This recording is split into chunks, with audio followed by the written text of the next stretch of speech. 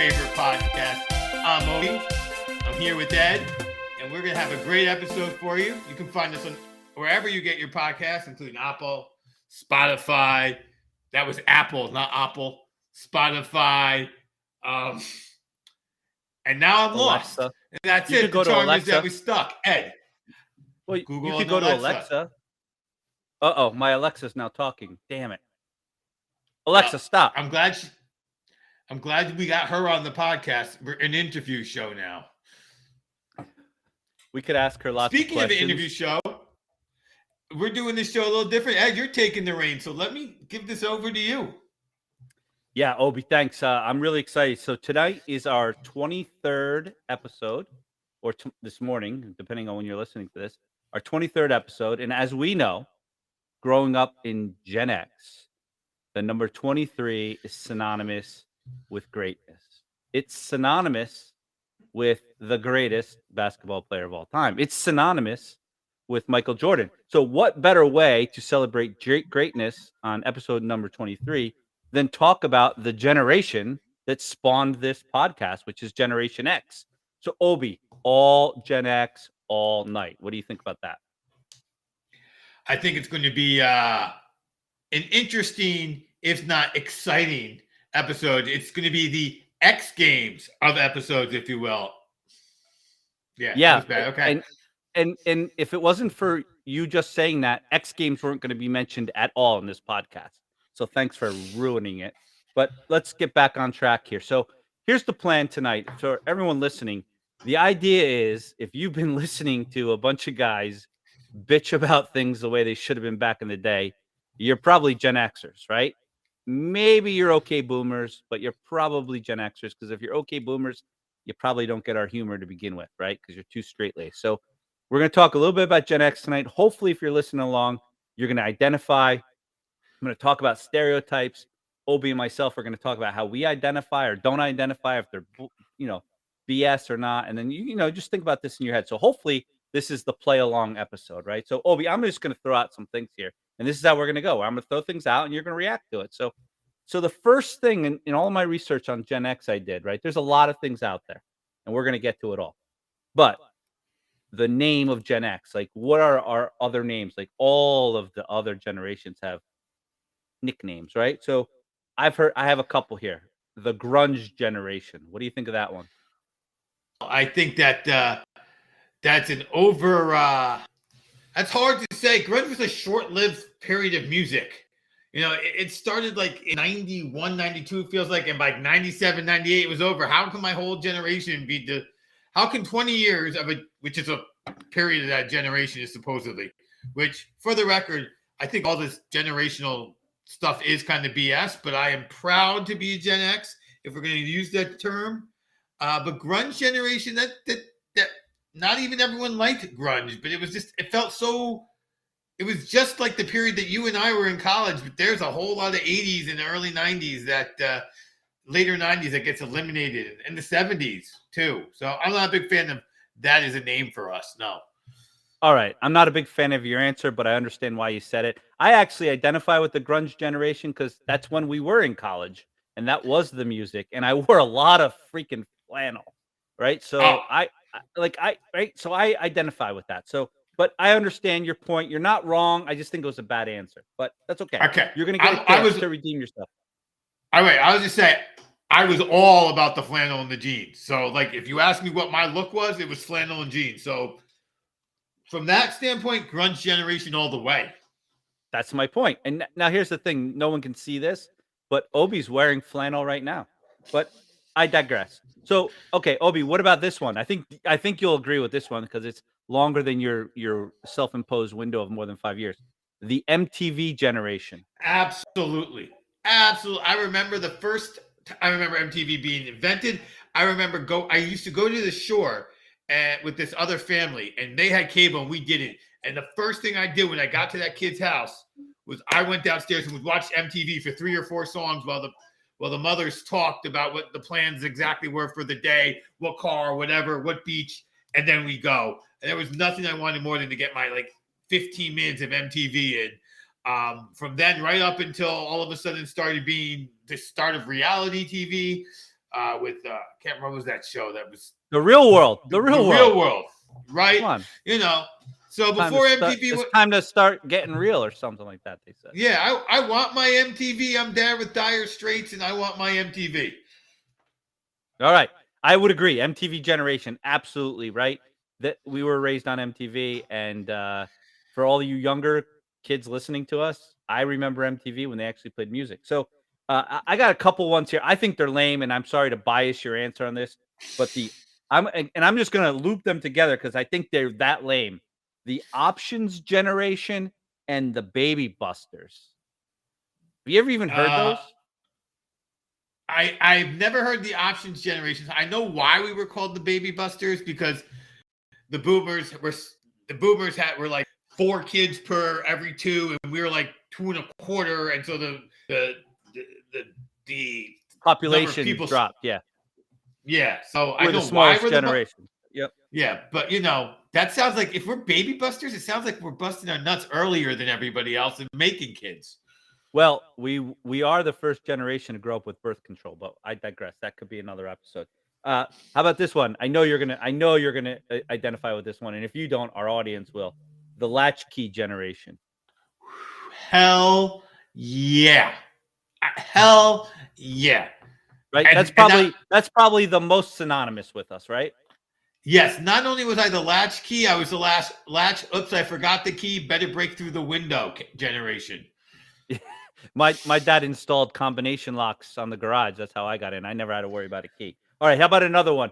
You might have heard this one. Sandwich Generation. What do you think about that one? I've heard that's because we're between the 2 big generations, but no, I don't like that. That's an insult. Yeah, it's kind of stupid, right? Okay, how about the last one here? Work hard, play hard Generation.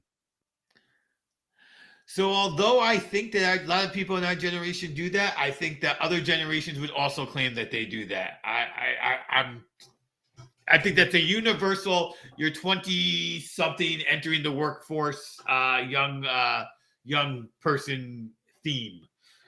Yeah, I think anybody who's able to drink all night and still go to work the next day claims to be part of the work hard, play hard generation. Would that be a fair statement? Yeah, absolutely. And I'm sure that, and say what you want about the millennials and the Gen Zs or whatever they are, they're coming in the workforce now. I'm sure they do that too. We are recording this on Wednesday, so I'm sure some of those younger generations, they don't drink all night, they smoke all night, but I digress. Well, it is 420. That's what it is 420 right? Today. Yes. And tomorrow is in New Jersey. We actually finally get to buy recreational weed, but I digress. You're already I think I know. Let's go down that road a little bit, because I think the funny thing about that is even when governments try to get it right, they get it wrong. Like today's Wednesday. New Jersey could have made it available today on 420.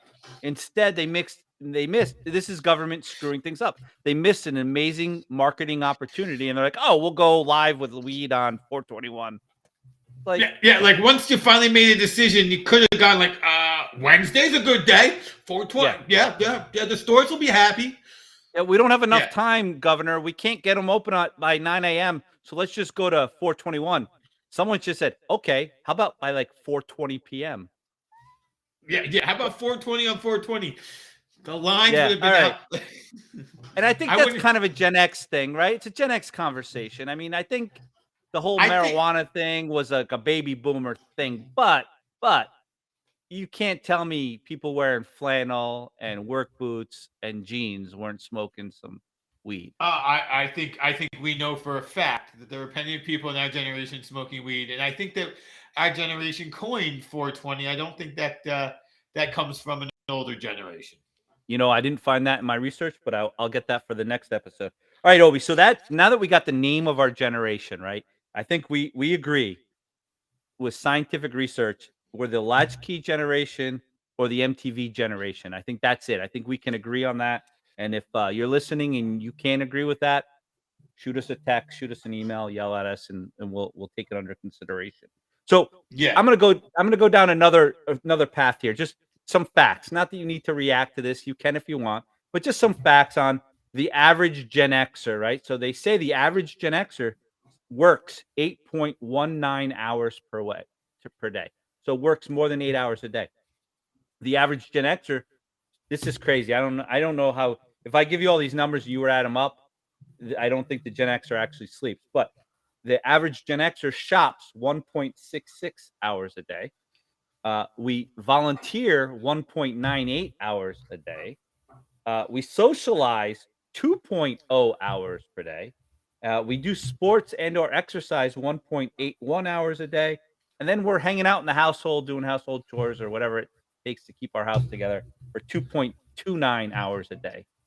Does anything stick out to you there? Like, this crazy data, like, it's crazy. Yeah, I want to know what Gen Xers are exercising an average of 2 hours per day. I mean, it sounds like 1.8 a lot, and that means you're in the gym for 2 hours a day. Look, I have a pretty healthy exercise routine. It's an hour most days, and every now and again, I have like a 3-hour day where I go a 2-hour bike ride. So I think it's a little heavy on the exercise, especially since I know some Gen Xers who haven't moved since the first time they heard Nirvana. All right, so I got a classic Gen X answer to that, Obi. When I read this, I'm like, oh, sports / exercise. That means watching sports, right? So Gen X, we'll get to this later, but is a lazy generation stereotypically, right? So I said, oh shit, I easily watch 2 hours of sports a day. Oh, in that case, easy peasy. Absolutely. Yeah, exactly. While at work. That's exactly that. Well, my boss might listen to this. That's not at work. All right. So we got that. So let's go again. I'm not, we're supposed to get the stereotypes, but there's so much on Gen X. I want to get to some of the events we dealt with growing up, Gen X, right? So Obi, I want to get your thoughts on this. And then if we have some time, we're going to get into some of the stereotypes. But here we go. Some of the events, right? Here's the stuff we dealt with. These Gen Zers and Gen Yers, they're like, oh, I got an iPhone, right? No, we had the Cold War. What do you think about that, Obi? The Cold War. The Cold War was fascinating because I knew the Cold War was going on. We didn't do the air raid hiding under the table thing, which I think some early Gen Xers did. Oh, you did that? Okay. I did it. Right. I went out into the hallway of my school and sat. I guess they call it crisscross applesauce today. And put my head down and my hands over it, like that was going to keep my ass safe. I didn't have that, but I do remember winning the Cold War thanks to President Bush and of course Pink Floyd playing The Wall at Berlin Wall. So I do recall that. Wasn't. Oh yeah, it was 89, right? So Bush was president when the Berlin Wall came down. So Obi, I just got to go down one road on the Cold War, right? So here's where I see the generational differences on social media today and what's going on around us, right? So this is a podcast decidedly non-political, and I'm going to keep this non-political, but I have to go here. We have aggression with the Russians right now attacking Ukraine, right? And there's people out there, and again, this is not political, but there's people out there who are confused about what to think about this. And I'm a Gen Xer. I was raised that Russia is bad. The Cold War, there's nothing good coming out of Russia. And I will gladly say it, and I'll proudly say it. And if you're confused about that today, you're not a Gen Xer. That's all I can say, Obi. Trying to keep it non-political. I will go one step further along that line of thinking, the Gen X line of thinking, and not the political line of thinking. When this war with Russia started and they clearly became the bad guy in the press again, my wife said, finally, something normal. After 3 years, something normal. Russia's the bad guy. I can live with this. This makes sense to me. Oh, I'm completely comfortable hating on Russia. I mean, right. As a matter of fact, I was really uncomfortable when we had those Olympics in Russia. And everyone was like, oh, Russia's a nice place. I was really uncomfortable. And I'm going to go even further on this because I'm telling you, I hate Russia. I was raised to hate Russia. My parents, ready for this one?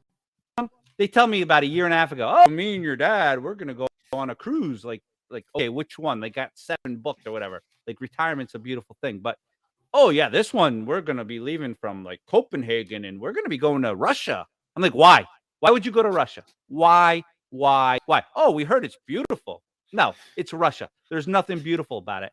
And what do you think the first thing I did? The first thing I did when the freaking Russians went across the border into Ukraine, the first thing I did was text my mom, go, you're canceling the cruise, right? Yeah, I got a little rant. We got to get back to Gen X. All right, so let's get out of Cold War. Sorry, Okay, Obi. that's okay. I could go down the parents in Russia's line as well, but you're right. Let's not go down that way. I think all Gen Xers, and if you're a Gen Xer that is like sympathetic towards Russia, you should probably be a Gen Z or something. I don't know what you should be, but you're not a Gen Xer anymore. All right, here we go. AIDS. We grew up with AIDS, Obi. I think this shaped my life. Like people don't understand unless you were Gen X. Yeah, we grew up with AIDS. Yes, we earlier. I don't know. I mean, I don't have AIDS. I didn't grow up with it. My point is, I grew up with it all around me. It was, or at least I thought it was all around me. You thought you were gonna finally have sex with somebody, and then the next day find out you had AIDS. That's what you thought when you were like, before you were quite old enough to have sex. Like, I want to have sex, but then I'm just gonna die. It's like, what's going on here? I thought that way till I was married, Obi. I mean, the AIDS was the worst thing. Like, so I said earlier, like, we were the first generation to grow up with birth control. And they say that birth control was the beginning of the sexual revolution, right? So what happens? Sexual revolution's going on, and then I come of age, and bam, AIDS is going to get you, Ed. AIDS is absolutely going to get you. That was for sure. And, and it affects like the way I even think about, about our current pandemic. It's like, again, to avoid any complications, I'm not going to go all in, but I will say this: when AIDS was going on, they used to tell you whoever you had sex with. You had sex with yeah. Oh yeah. Everyone they've had sex with, and I would be like, whose ever air you're breathing the air they've all breathed. It's like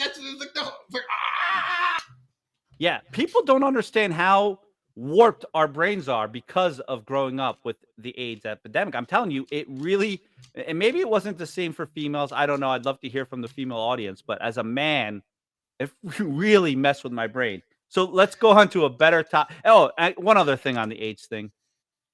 Magic Johnson announcing he had AIDS. I mean, I think I might have cried that day. Like, here was a superstar who I thought was going to die. I mean, that's how we were raised. And he's still living. I mean, if you told me back in 1992 this guy would still be living today, I tell you, no way. No way. It was over. He was done. Not going to happen. Yeah. Nope. So that's Gen X. That's Gen X. Oh, and by the way, remember, you got AIDS. You can't play basketball because you might bleed on somebody. Right? Remember all those rules? Yeah. Now, well, people don't even realize that all of the blood rules and gloves and everything that they see is normal now were all because of AIDS, and it just you get someone's blood, you're gonna die. It was like everywhere you look now, like that. Those rules are in place for not just for cleanliness, but for cleanliness because of AIDS. I know, unbelievable. So, I mean, I think AIDS really shaped our generation. All right, here's another one. If you're a Gen Xer, Live Aid. I remember Live Aid. Bill Collins flying across in the Concorde to finish both shows. Wasn't the greatest thing that he played with Genesis, and then he played drums for Zeppelin? Yes, amazing. And I mean, I think the current generation knows a little bit about Live Aid because of the movie that just came out, Queen, Bohemian Rhapsody. Yeah, where Queen, who was already famous, goes and plays that unbelievable set, one of the great music sets of all times, and of course everybody saw it. It was unbelievable. And yeah, of course, I remember going to Damon's house and settling in for hours and hours of music, interrupted by "please give us your money." And of course, at that point, I'm too young to even have money to help. Money. Well, here's the great thing about that, and here's why other generations will never understand Live Aid. First of all, It was 2 unbelievable concerts, live stream for free. For free. No generation will ever experience that again, right? So that's safe to say. All right. So Live Aid, awesome music, very formative for us. And I think the baby boomers were the ones that were in the crowd that they could afford to be there, old enough to go, but I digress. All right. How about this? And I think this shaped us as well. The .com bust, right? So there was the boon, right? And then there was the bust. And I think this shaped us, Obi, because this was really when we first were old enough, just got our first jobs, first got our money in the door in the market, and that sock puppet dog.com thing couldn't lose, right? Until it did. That's yes. That was our first recession for sure, because if you think about it, you had 8 years of Clinton and 8 years of Reagan, and you had that small slowdown with Bush. And so for most Gen Xers, like we're in the middle of Gen X, but even the Gen Xers who were older than us, they did not have a real recession to deal with either. So it was just a gut shot that people could actually lose a job. Like, what? That could happen. My company can go out of business. That's a plausible thing. Like, I personally got by without an issue. I was in a company that was still just beginning to play with the internet. They weren't an internet company themselves. So I did okay. But yeah, that was just, wait, things can go wrong. Holy cazoles. Yeah. So I think that was formative. And then here's one that I think every Gen Xer can relate to: the Space Shuttle Challenger disaster. The first one.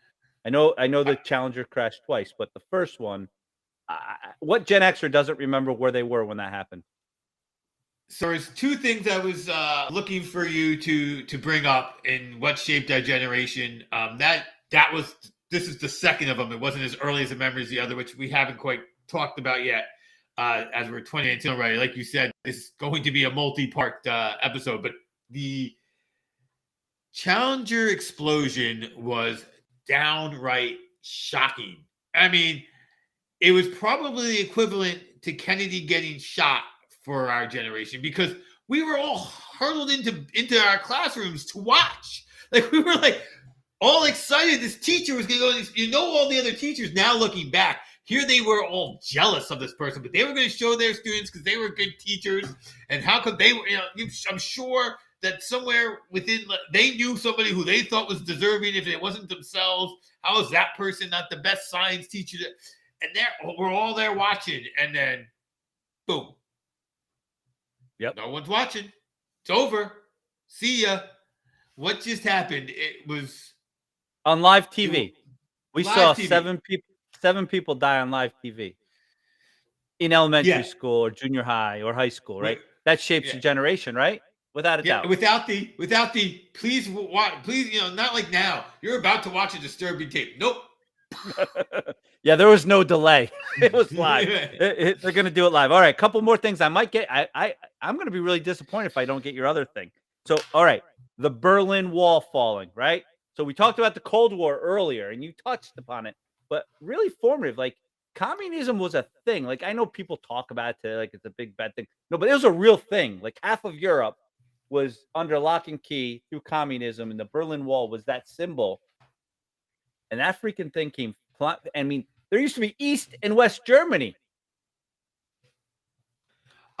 East and West Berlin. Yeah, I mean, it is such a weird thing that wall is coming down, because that wall came down. It's such a, to me, it is more tied. To me, that is bigger than the Cold War, because that was the culmination of the Cold War. So, yeah, I mean, to me, again, like I said earlier, it was all, to me, that I'm more shaped by the Pink Floyd thing of it than the wall itself coming down. There's another protest that rang more in me than that wall coming down. Tiananmen Square. You're going Tiananmen Square on me, aren't you? I'm going to go Tiananmen Square on you. Yes, absolutely. I don't even have that in my research.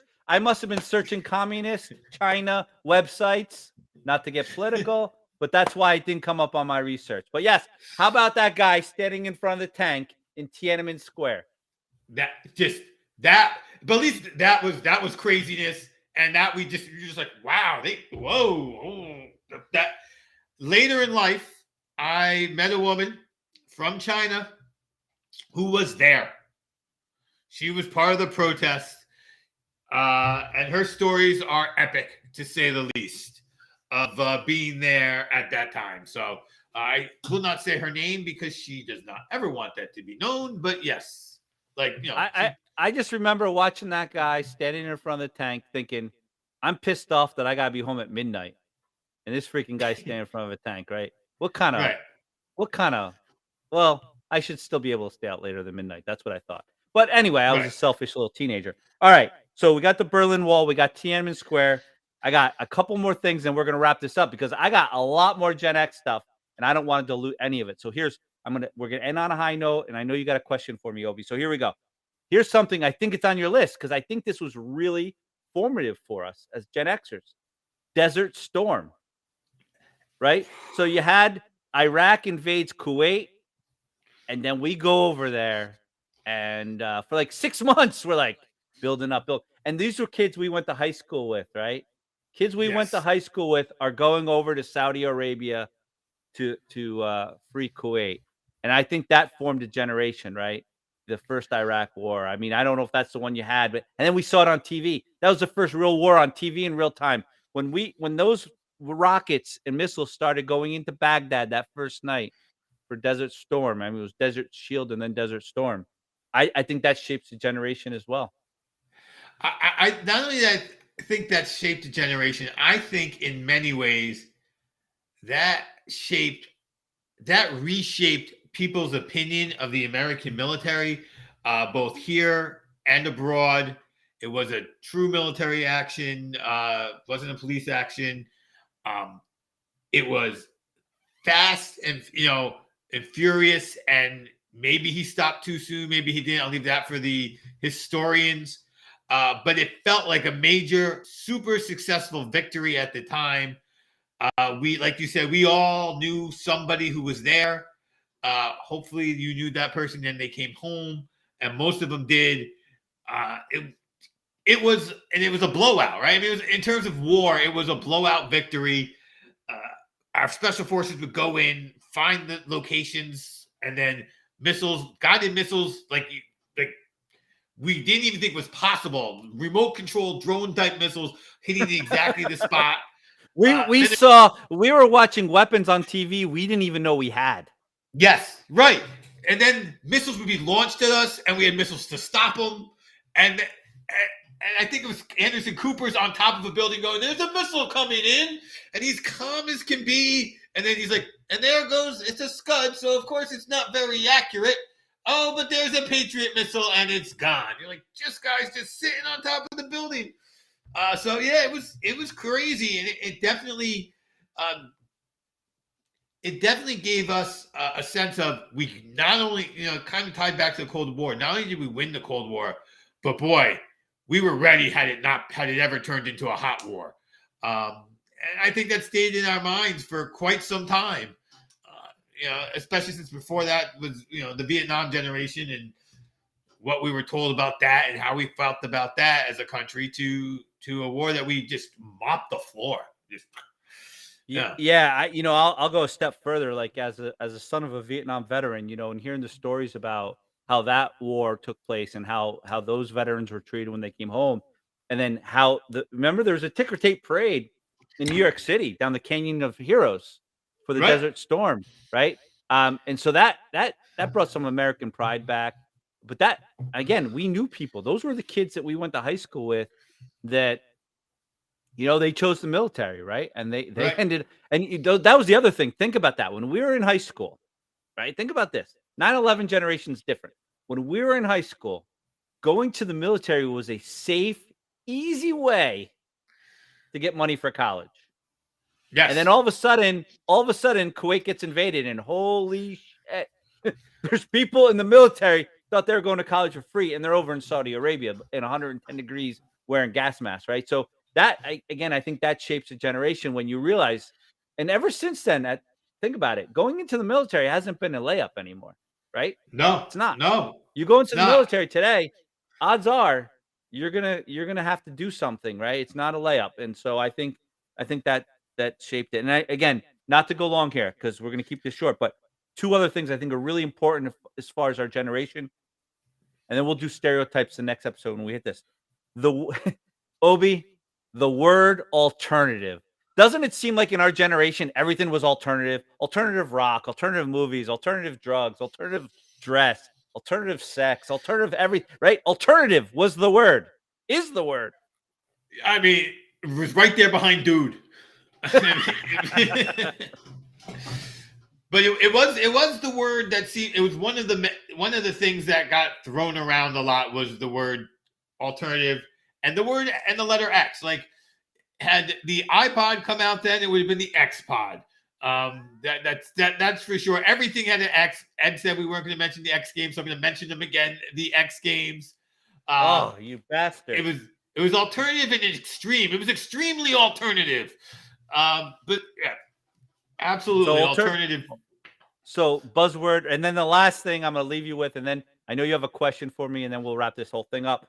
Just say no. I mean, how often did we see just say no? Jesus, just say no.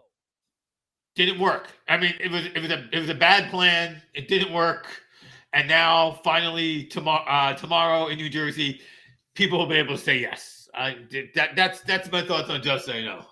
I mean, the freaking commercial with the fried eggs, and this is your brain. Hey, this is your brain on drugs.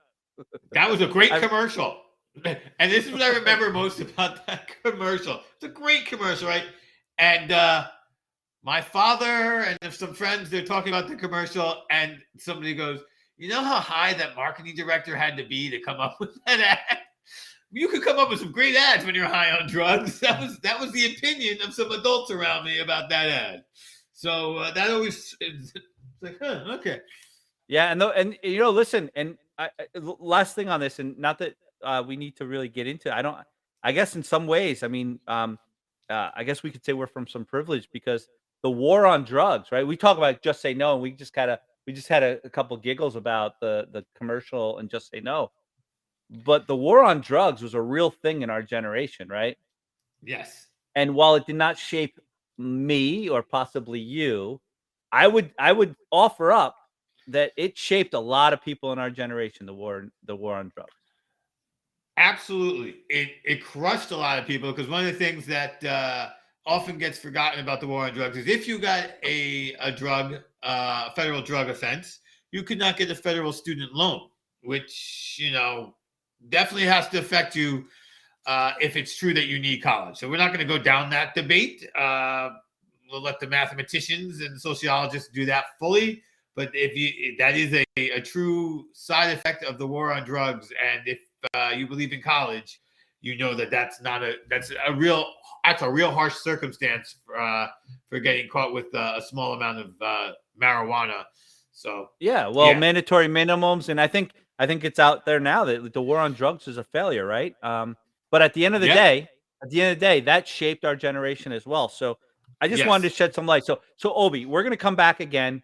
Gen X, there's a lot more. I got stereotypes. I got what we're like at work. I got a lot of stuff, but we're going to get to that the next time. I also, I don't know if you want to go. I think let's go with your question. Let's just roll the dice.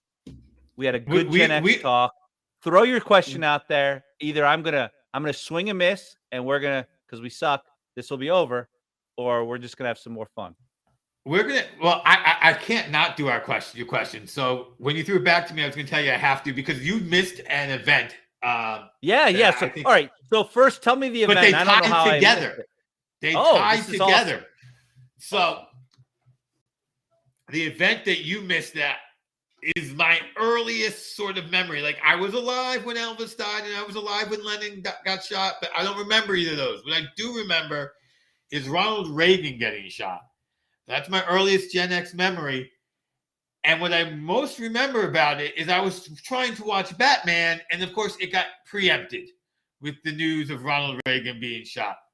Which brings me to Wait. Don't ask the question yet. I just want to react to that because I have to defend myself and tell you why Reagan isn't part of this conversation. And I also think there's another great event. I mean, if we want to go around events that happened for Gen X, there's another one too, but I don't think it shaped our generation. So the Miracle on Ice also happened while we were growing up, but I don't think that shaped our generation. And I do agree that Reagan was shot while we in our formative years. I'm not so sure that shaped our generation. So that's why I didn't include it. But you're right. President doesn't get shot that often. So it was a really big event. I remember it well. You're probably right. It probably didn't shape our generation because he lived, right? I mean, he lived and he moved on. If he died, it would have shaped our generation, no doubt. Right. And it would have and it would have altered the course of history. Think about it. Reagan's responsible for a lot of things. Yes. Say whatever you want about whether they're good or bad. He's responsible for a lot of things. And that was very early in his first term. And he served 2 terms, right? So it would have altered the course of history, no doubt, if he passed away that day. Absolutely. So as I said, when it happened, it interrupted Batman. And yesterday, I finally got to watch the newest Batman. So Ed, who is your favorite Batman and why? It's a great question, Obi, because I did see the latest The Batman about a week ago, and I was blown away. And I know this is not a movie podcast, and so let's just consider this bonus footage or filler for people. The movie was unbelievable, The Batman. But my favorite Batman is still Christian Bale. I thought the trilogy, and I thought the first one of that trilogy was the weakest. I thought the second was the best, the third was the second best, and then the first was the weakest. That trilogy, that's why he's my favorite. But this Pattinson guy, this Vampire Diaries, not Vampire Diaries, Twilight guy, he could be the best because I'm telling you, this movie was awesome. I'm not a movie critic, but I'm going to tell you this. If you saw the movie Seven and you like Batman, it's like they put them together. It's like Seven and Batman. It's like Brad Pitt is Batman solving Seven. That's what this movie's like. And I'll tell you something else. I almost brought my 12-year-old daughter because it's Batman. Like, it's Batman. Let's go watch Batman. I'm sitting there going, thank God I didn't bring her. This is a dark freaking movie with a lot of violence. And don't bring your kids to the Batman. If you liked Seven, you're going to love the Batman. And this ain't Adam West Batman. So I love it. But Christian Bale's my favorite because of just the trilogy. And George Clooney's my worst. I hated that guy. He's terrible. The Robin running around, that's stupid. Fair enough. I think you did for non-movie podcast from a non-movie fan. I think that your combination of Seven and Batman was pretty spot on. Pretty spot on. Yeah, you can't tell me I'm wrong on that, can you? I can't. No. I mean, I could nitpick, but I wouldn't tell you you're wrong. So absolutely a good description of that movie. With that, Ed, I think we'll bring this episode to a close. I'm glad you got some Batman in. We'll definitely be able to use that hashtag. Woohoo! The Batman. The Batman. Oh, by the way, it's on HBO Max for free right now. Oh, that's how I watched it yesterday. So that's what made it the question. All right. So the other thing, I know the charm is that we suck, and we're going to sign off, but we are taping the fronts and the backs. I guess we call that the shoulders. We're gonna have some bonus footage coming to everybody or bonus listening. And so if you listen, we're going to talk a little bit more about the Batman because, Obi, I got to get your thoughts on that. So sign off, and then we can talk about it. All right. I'm Obi. That said, this is Drink from the Garden Hose. Guess wherever you get your podcasts, the charm is that we suck.